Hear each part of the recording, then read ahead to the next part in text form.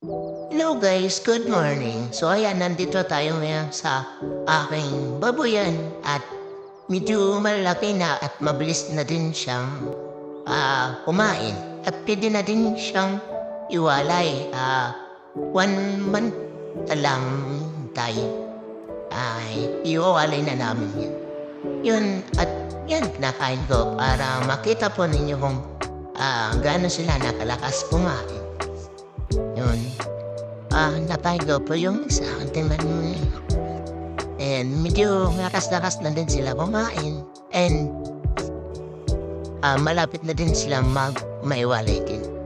And yan yung inan nila. Medyo mas sukol pa yung kanilang kulungan kasi hindi ko pa narinig.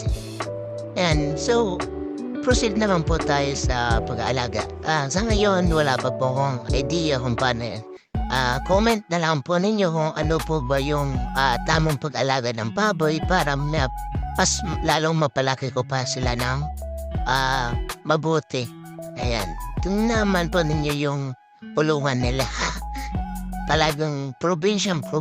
Wala po yung magandang kulungan. Talagang kawayan lang. Mga yari sa mga kawayan, ganun. Kasi wala pang panggastos sa paggawa ng kulungan. Pero yan yung umpisa ko para maabot ko din yung mga pangarap ko at makatulong na din ko sa magulang ko. At ang gusto ko lang pong malaman sa may mga idea na nag-aalaga ng baboy, kung ano po ba yung mga vitamin ng tinuturok ninyo para sa mga bagong walay at ano po ba yung pagkain na dapat ipakain din sa bagong walay na baboy. Maraming salamat po pala sa mga nang suporta kahit pangit yung boses ko kasi unang vlog ko po ito.